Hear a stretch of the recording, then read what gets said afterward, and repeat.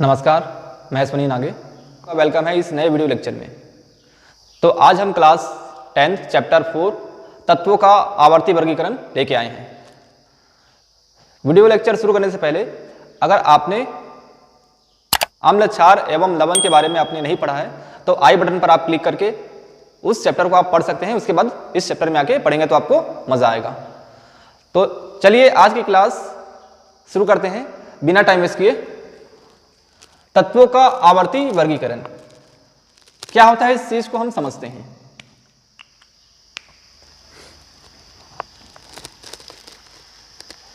तत्वों की आवर्ती वर्गीकरण करने की जरूरत क्यों पड़ी, उससे पहले इसका हम थोड़ा सा बैकग्राउंड समझते हैं कि आपने क्लास 9th में क्या क्या पढ़ा है। क्लास 9th में आपने पढ़ा होगा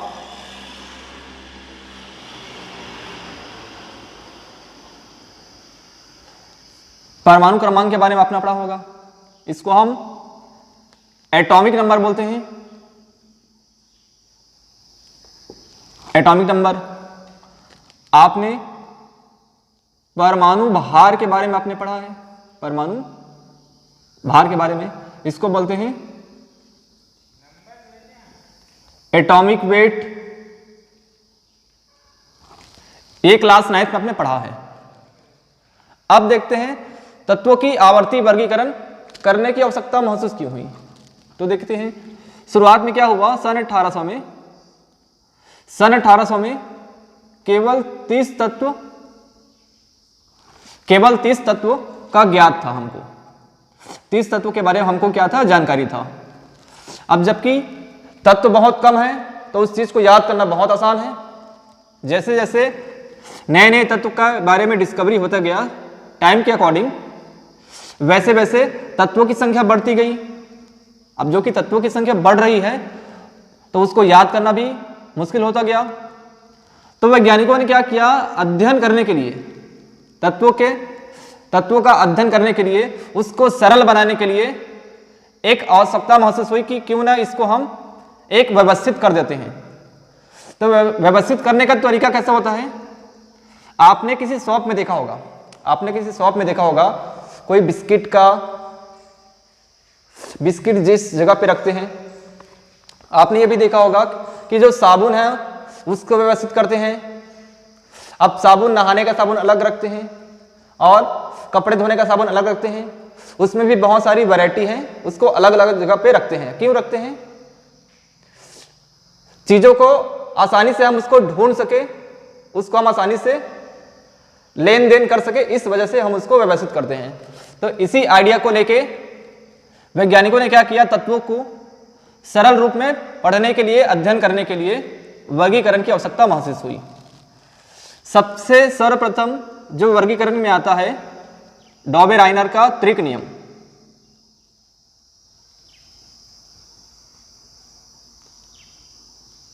डॉबे-राइनर का त्रिक नियम। डॉबे-राइनर का त्रिक नियम, ये नियम क्या कहता है, इन्होंने क्या किया, एक समान गुणधर्म वाले तत्वों को एक क्रम में व्यवस्थित किया। इन्होंने क्या किया,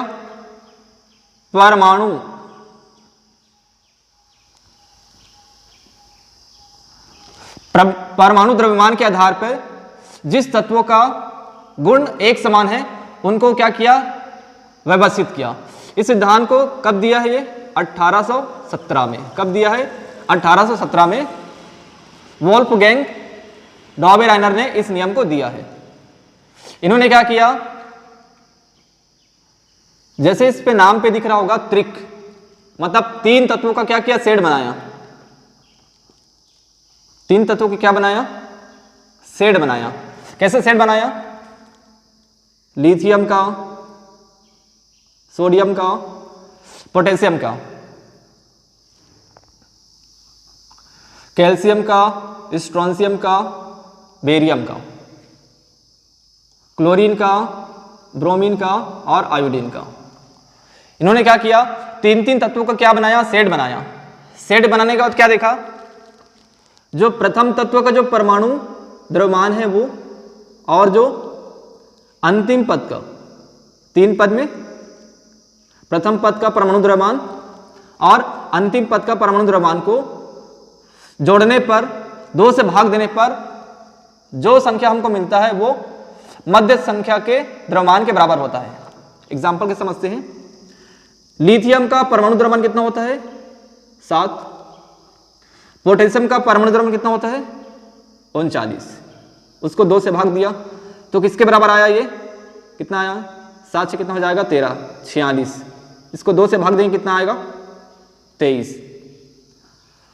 सोडियम का जो परमाणु द्रव्यमान है वो 23 होता है। इन्होंने क्या देखा? प्रथम तत्व और अंतिम तत्व के परमाणु द्रव्यमान को जोड़ने पर उनका औसत निकालने पर मध्य पद के द्रव्यमान की औसत संख्या के बराबर होता है। इसी प्रकार इसका भी आप निकालना चाहें तो निकाल सकते हैं। मैंने आपको एग्जाम्पल बता दिया। यह है डॉबे-राइनर का त्रिक नियम। ये आगे संख्या तक के ये कुछ ही तत्व के लिए ये वैलिड था, ये ट्रिक नियम। बाद में आगे चल के क्या हो गया? ये फेल हो गया। ये इस वजह से ये नया नियम आया। दूसरा नियम कौन सा आया?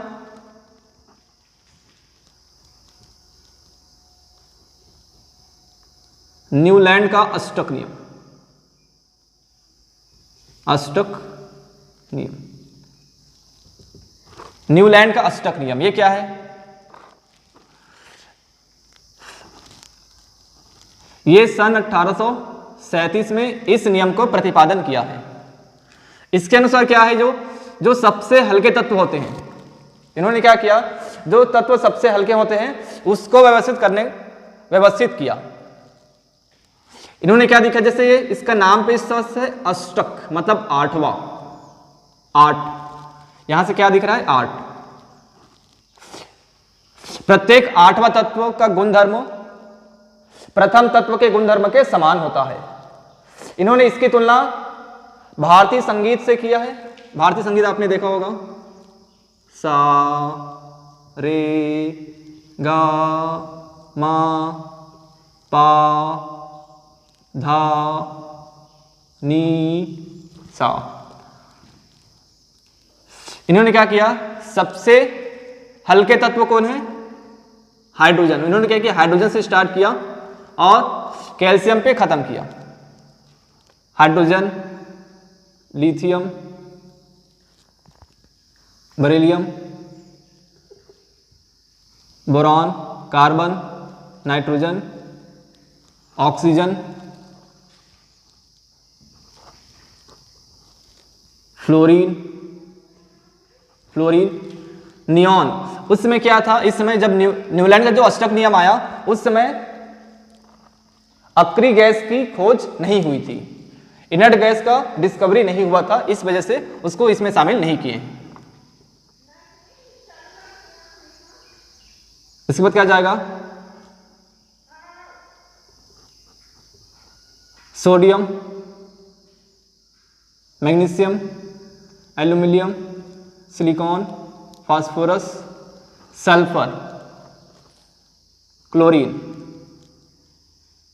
आर्गन। क्योंकि उस समय खोज नहीं हुआ था इस वजह से क्या आएगा? पोटेशियम। ये जो नियम है ये ओनली कैल्शियम तक ही वैलिड था, ये इसके आगे वैलिड नहीं था ये। इस वजह से ये नियम भी क्या हुआ? फेल हुआ।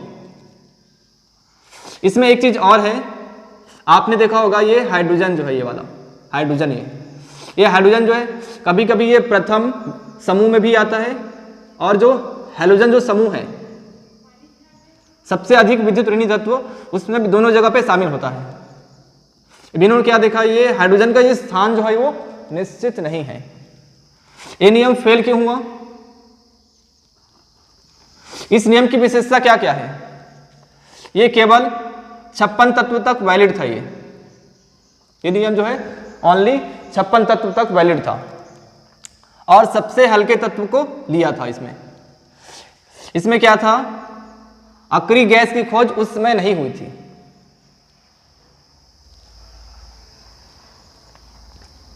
तो ये नियम समझ में आया?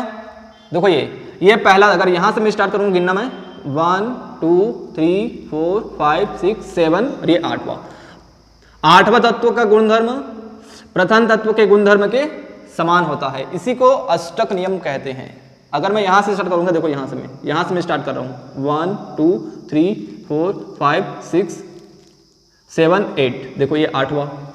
यहां से अगर आप स्टार्ट करेंगे तो यहीं से गिनना होगा, यहां से देखो ये 1 2 3 4 5 6 7 8 यहां से। तो ये रहा न्यूलैंड का अष्टक नियम। डॉबे-राइनर का ट्रिक नियम क्या था? ये 3 तत्वों का सेट बनाया था। ये प्रथम तत्व और अंतिम तत्व के परमाणु द्रव्यमान को औसत निकालने पर मध्य पद के द्रव्यमान के औसत के बराबर होता है। ये डॉबे-राइनर का ट्रिक नियम है। ये न्यूलैंड का अष्टक नियम। 8वां तत्व का गुणधर्म प्रथम तत्व के गुणधर्म के समान होता है। ये आवर्ती फलन भी होते हैं। ये 8वां नंबर का जो तत्व है वो। तो इन दोनों को अगर आप लिखना चाहें तो स्टूडेंट आप नोट कर सकते हैं। अब हम देखते हैं नेक्स्ट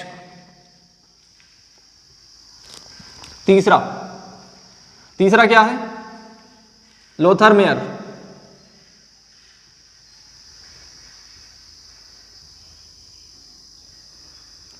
लोथर-मेयर का सिद्धांत।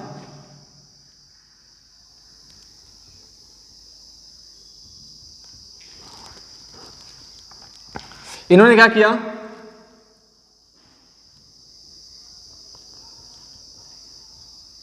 परमाणु भार और परमाणु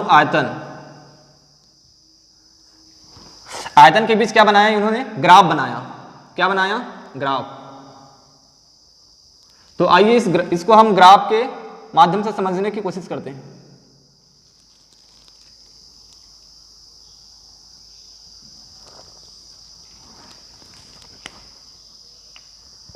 इस तरफ क्या होगा हमारा? ये परमाणु भार होगा।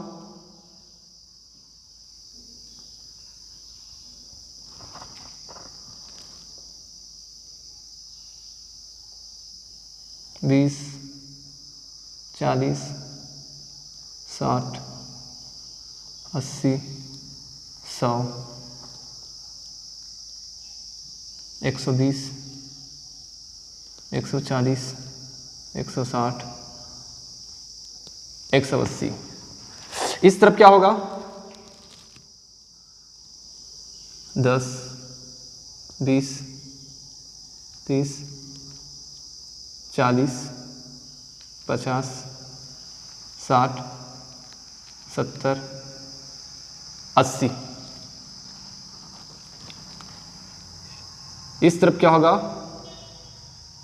परमाणु आयतन। ये है परमाणु आयतन। अब इस ग्राफ कुछ इस तरीके से है। ग्राफ जो है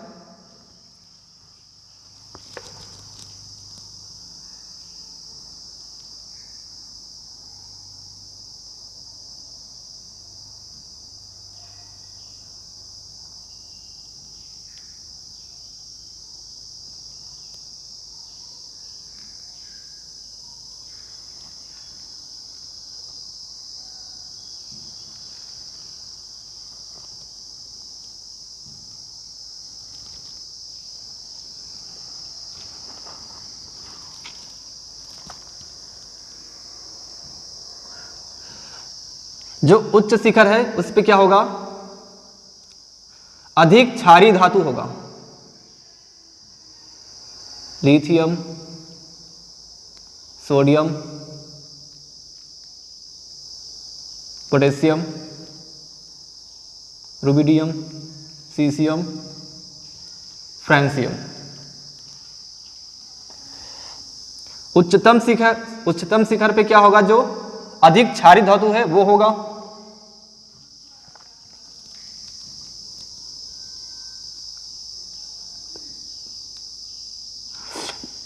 और परमाणु भार के घटते हुए क्रम में क्या होगा?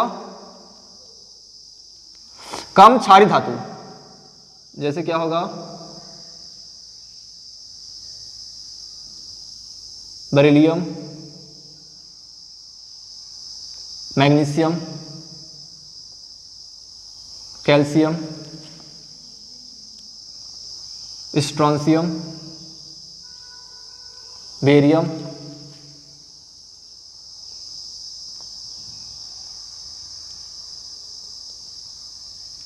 और ये रेडियम। उच्च शिखर पे क्या होगा? अधिक क्षारीय धातु होगा, और ढलान में क्या होगा? कम क्षारीय धातु होगा।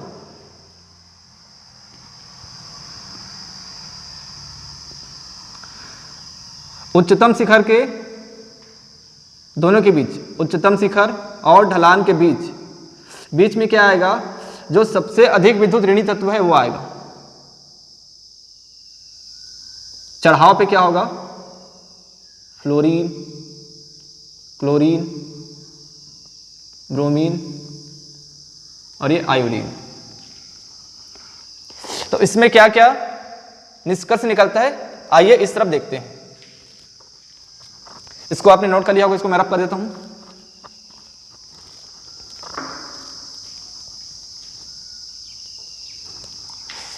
इसमें देखते हैं पहला, अधिक क्षारीय धातु, अधिक क्षारीय धातु वक्र के उच्चतम शिखर पे, वक्र के उच्चतम शिखर पे वो कौन कौन से तत्व हैं? तो क्या क्या आएगा? Lithium, sodium, potassium, rubidium, caesium.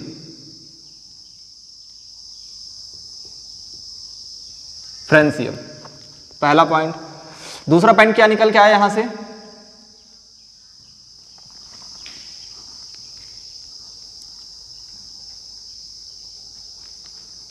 कम क्षारीय धातु है, कम क्षारीय धातु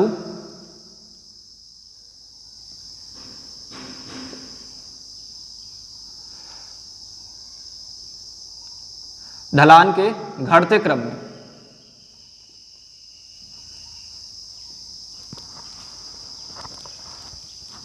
वक्र के घटते क्रम में, वक्र बोल सकते हो या फिर ढलान बोल सकते हो या फिर कर्व बोल सकते हो। वक्र के घटते क्रम में, वक्र के घटते क्रम में कहां पे कौन कौन आएगा? इसमें देखो, beryllium, magnesium, calcium, strontium, barium और ये रेडियम, इस जगह पे आएंगे। तीसरा पॉइंट क्या निकल के आया?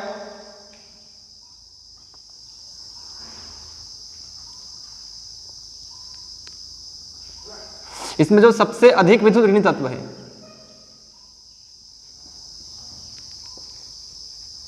सबसे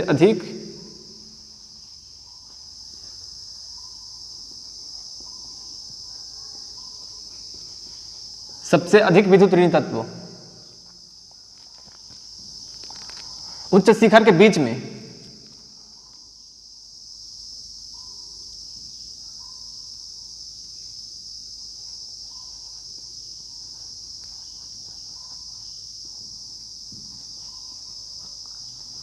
उच्च शिखर के बीच में चढ़ाव के बढ़ते हुए क्रम में उच्च शिखर के बीच में हमारा क्या है? सबसे अधिक विद्युत ऋणी तत्व कौन कौन आएगा इसमें? फ्लोरीन, क्लोरीन, ब्रोमीन, आयोडीन, ये सभी क्या आएगा इसमें। ये सिद्धांत भी यहां से कुछ कुछ आइडिया लिए। देखो यहां पे जो ढलान वाला है इसको एक ग्रुप बना दिया गया, इसको क्या किया? एक एक ग्रुप बना दिया, इसको एक एक ग्रुप बना दिया।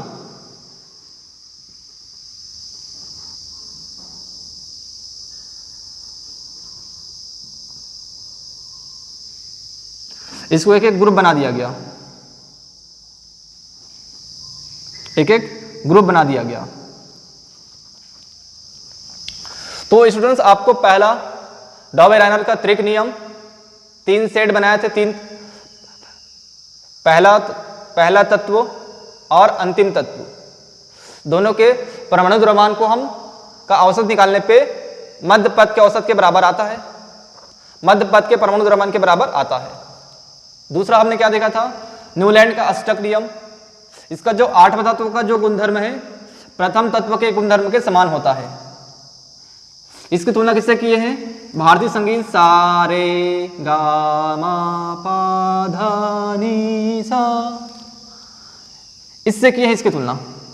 थर्ड हम देखे हैं लोथर मेयर का सिद्धांत, परमाणु भार और परमाणु आयतन के बीच हम क्या बनाए हैं, ग्राफ बनाए हैं।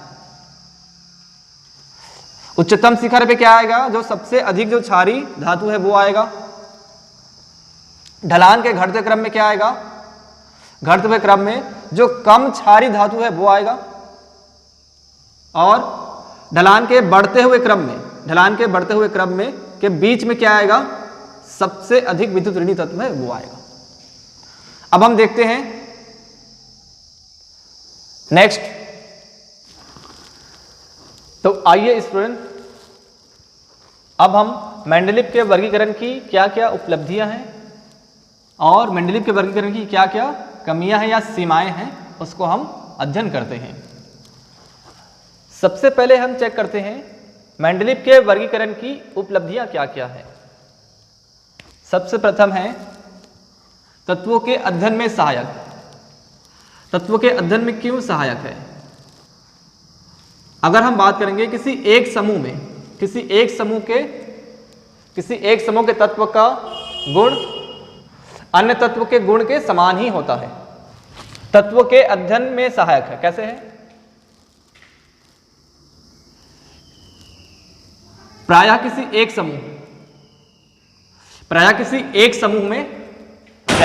समूह के तत्व का गुणधर्म अन्य तत्व के गुणधर्म के समान है, तो हम अन्य तत्व के गुणधर्म के बारे में जानकारी ले सकते हैं क्योंकि वो एक ही समूह में है।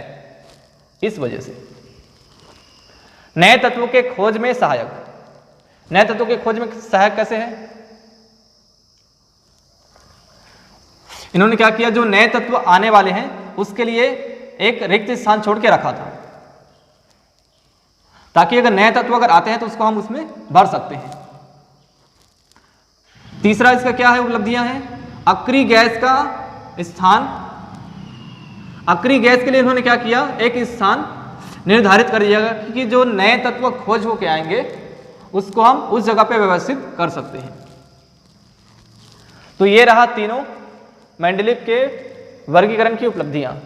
अब हम देखते हैं मेंडलीव के वर्गीकरण की कमियां या सीमाएं। सीमाएं क्या क्या है, देखो हाइड्रोजन का जो स्थान है वो अनिश्चित है। हाइड्रोजन का स्थान कभी कभी किस में आता है, प्रथम समूह में, जो सबसे अधिक क्षारीय धातु है और सबसे अधिक विद्युत ऋणी तत्व।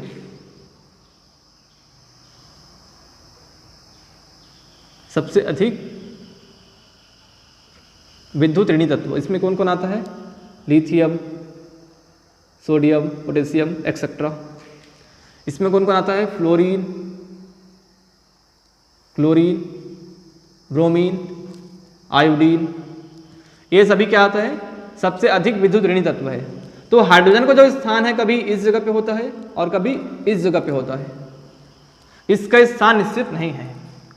भारी तत्वों को हल्के तत्व से पहले रखा गया है।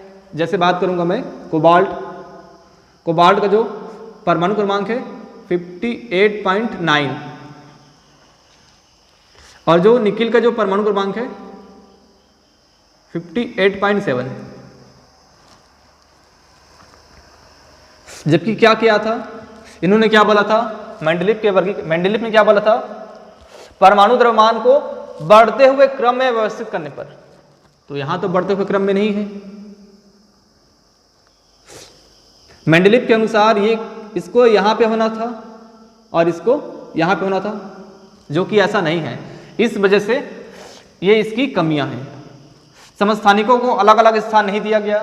जैसे हाइड्रोजन का आपको पता होगा 3 समस्थानिक है, 1 1 1 2 1 3।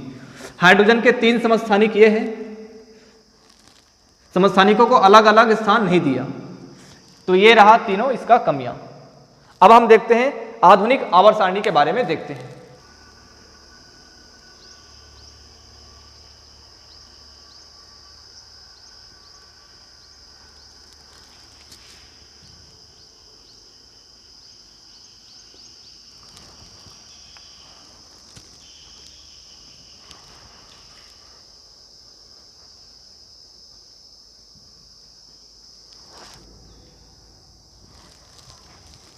बोर ने मोसले के अनुसार परमाणु क्रमांक के बढ़ती हुई संख्या के आधार पर एक सारणी में व्यवस्थित किया, जिसे बोर का आवर्त सारणी कहते हैं। उस समय केवल 63 तत्व ज्ञात थे। उस समय केवल 63 तत्व ज्ञात थे।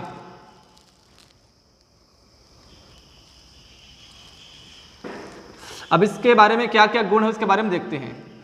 इसमें टोटल कुल 18 समूह है, 18 ग्रुप है और 7 आवर्त है। 7 आवर्त है। जो आधुनिक जो आवर्त सारणी है वो परमाणु क्रमांक पे आधारित है, और जो मेंडलीव का जो वर्गीकरण है वो परमाणु भार, भौतिक एवं रासायनिक गुण पे आधारित है।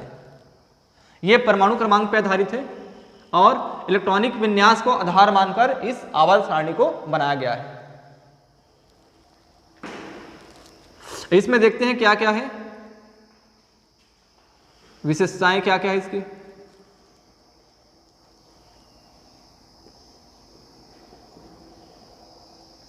विशेषताएं क्या क्या है। 1 2 समूह, ये समूह है। समूह 1 2 13 14 15 16 17 और 18 ये सामान्य तत्व कहलाते हैं। सामान्य तत्व कहलाते हैं। जो 3 से लेकर समूह 3 से 12 तक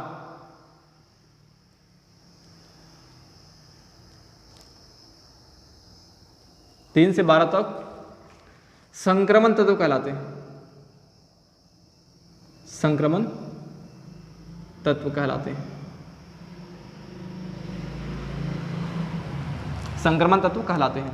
किसी एक आवर्त के आधुनिक आवर्त सारणी में किसी एक आवर्त के सभी तत्वों के कोषों की संख्या समान होती है।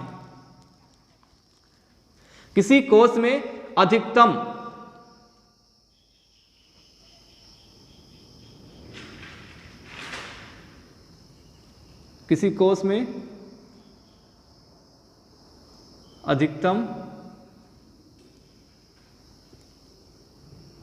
इलेक्ट्रॉनों की संख्या, किसी कोष में अधिकतम इलेक्ट्रॉनों की संख्या, इसका फॉर्मूला होगा 2n²।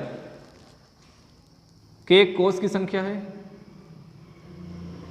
अगर मैं के 1 लिखूं मैं तो क्या होगा, 2 गुना 1 की पावर 2 बराबर क्या आएगा 2, प्रथम कोष के लिए। द्वितीय कोष के लिए क्या होगा, 2 गुना 2 की पावर 2, तो क्या हो जाएगा 2 दूनी 4 दूनी 8। आधुनिक आवर्त सारणी, किसी कोष में अधिकतम इलेक्ट्रॉन की संख्या कितनी होगी 2n²। प्रथम कोष के लिए कितना होगा 2, द्वितीय कोष के लिए कितना होगा 8। इलेक्ट्रॉनों की संख्या है ये। अगर तृतीय कोष में जाएंगे हम, तृतीय कोष में कितना हो जाएगा 2 गुना 3 की पावर 2, कितना हो जाएगा 18। लेकिन बेरी ने क्या कहा है, बेरी के नियम के अनुसार किसी परमाणु के अधिकतम कोष में, किसी परमाणु के बाह्यतम कोष में 8 इलेक्ट्रॉन से ज़्यादा नहीं हो सकता है। इस वजह से जो तीसरा जो आवर्त है उसमें तीसरा आवर्त के बाह्यतम कोष में कितना होगा 8 इलेक्ट्रॉनों की संख्या होगी। कितनी होगी 8। बेरी बेरी के अनुसार। तो 18 नहीं होगा, कितना होगा 8। बाकी किस में जाएगा, बाह्यतम कोश में। ये बाह्यतम कोश को हमको चेक करना है, बाह्यतम कोश। बाह्यतम कोश में कितने इलेक्ट्रॉन जाएगा, 8। तो ये रहा स्टूडेंट तत्वों का आवर्ती वर्गीकरण। सबसे पहले हमने क्या देखा, सबसे पहले हमने देखा डॉबे-राइनर का त्रिक नियम, 3 सेट बनाया था। दूसरा हमने क्या देखा, अष्टक नियम, पहला तत्व और 8वें तत्व के गुणधर्म समान होते हैं। तीसरा हमने देखा लोथर-मेयर का सिद्धांत।